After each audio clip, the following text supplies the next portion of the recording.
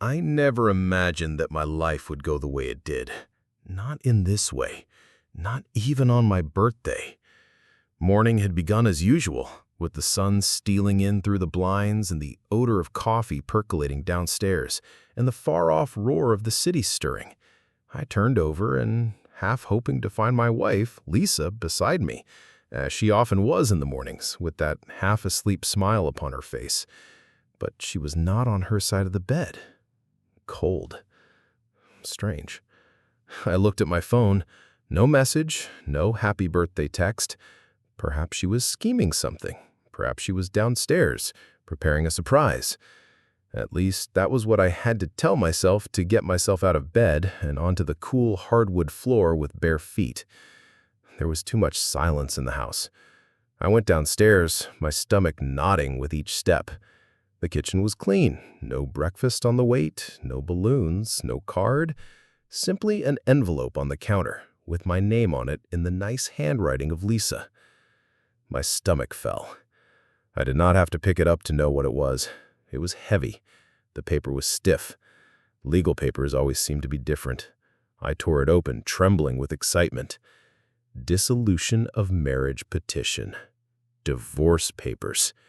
During my fucking birthday? I laughed all right. A sharp, empty sound. Since what could I do? Cry? Scream? Throw something? I simply stood and stared at the words, trying to make them alter. However, they did not. The best, or rather worst, and she had not even signed them. She had left them to me to sign first, as though I was meant to simply agree, as though this were some joint agreement.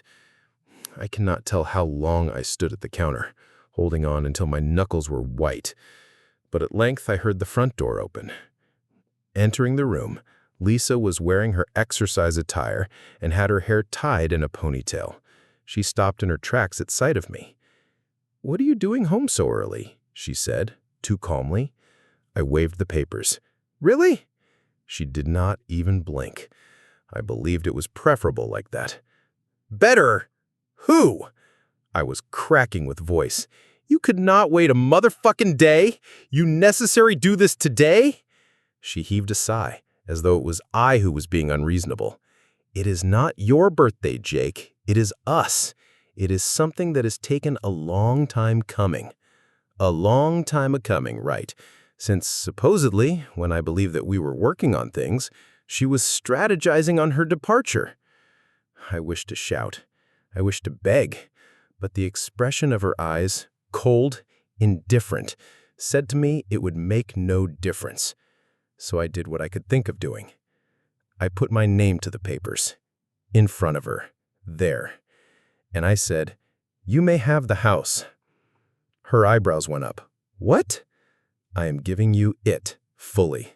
No fight." It was the first time that morning that she looked hesitant. You do not need to, Jake. I am aware that I do not have to." I smiled, and it was not nice. "There is a catch, however." She stiffened. "What catch?" My voice was low. "You get the house, but that is all you get. Not a penny of my savings, and not the investments, not the automobiles, nothing. You quit? Fine. You get the house only." She grew pale. "You cannot do that. Watch me." And out I went. 3 months after the divorce. The divorce happened quicker than I thought. Naturally, Lisa struggled. She wanted half of everything, and she wanted it now. But I had a good lawyer, a very good lawyer. And because she had been the one to file, because she had been the one to walk out first, the judge went along with my conditions. She received the house, and I had revenge. Well, the thing about that house is, it was hers before we were married. She had purchased it when she was still young, before we met. But the mortgage was paid by me throughout the years. I was the one who did the renovation. It was me who made it beautiful after it was a dilapidated starter home. And now, it was now curbing in debt. Because, you see, I had drawn a second mortgage some months before, when I first began to suspect her of cheating. I did not tell her, and when I gave her the house, I saw to it that the debt came with it. So, yeah, She received the house, but she also obtained the $200,000 lien on it. I heard the last she had to sell it. A lot less than it was worth. Karma is a present day. Do I repent it? Some days. On other days, I sleep well. It is because the fact is that love does not turn to hate overnight. It festers, it rots. And sometimes the only means of moving on is ensuring that the person who ruined you does not walk away scot-free. Was it mean? Absolutely. But hey, she's the one who handed me the divorce papers on my birthday. The weeks following my departure were a blank. I took a cheap downtown apartment and lived amidst boxes of partially unpacked baggage. It was doctors and nurses, white walls, standard-issue furniture, the sort of place that was temporary because it had to be. I did not mention anything at first to anyone who it happened, neither my friends nor my family. Pronounce it even how. Hey, on my birthday, my wife dumped me. Oh, and by the way, I may have financially wrecked her. Yeah, not quite what you would talk about at dinner. But later the truth was revealed. The first to put it together was my brother, Mike. One night, he appeared at my door with a six-pack and a macho face. "You know you look like shit." I said, "Thanks." He barged past me and knocked down the beer on the counter.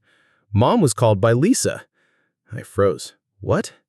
"Yeah, she's pissed. Says you did her out of the divorce." I laughed, and it was jagged. I provided her with the house and the debt. Mike popped a beer and gave it to me. "By the way, brilliant. But I know she'll go around and tell everybody you're the jerk in this situation, right?" I had a deep swallow. "Let her." And she did. Common friends ceased to call. Her relatives unfriended me on Facebook. My own mother even sent me that disappointed look over Sunday dinner. "Was it, Jake, necessary?" she asked. I made no reply, as the fact was, I did not know. 6 months later.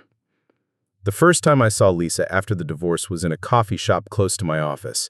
She sat before the window, typing on her laptop, her hair being shorter than I recalled. I stood contemplating turning back a moment, but she looked up then. We stared into each other's eyes. She did not smile. I did not either. So I walked over as I did not know what to do. "Hey," I said. "Hey." Awkward silence. I said finally, "You cut your hair." She felt it self-consciously. "Yeah." Another pause. "What you been doing?" I inquired, though I did not wish to know. She shrugged. "Fine. You?" "Fine." The greatest deceit two individuals can incorporate towards one another. She looked up at her watch.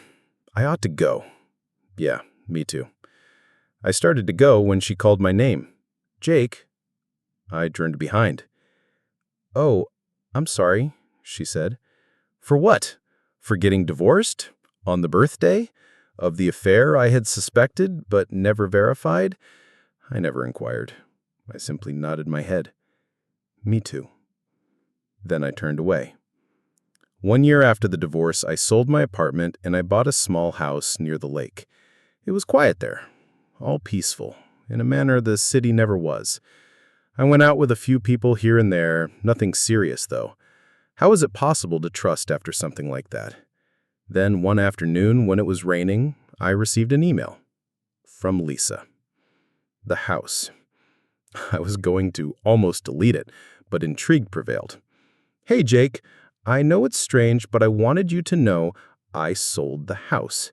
It's gone, and I'm fine. I'm hoping you are. No bad blood.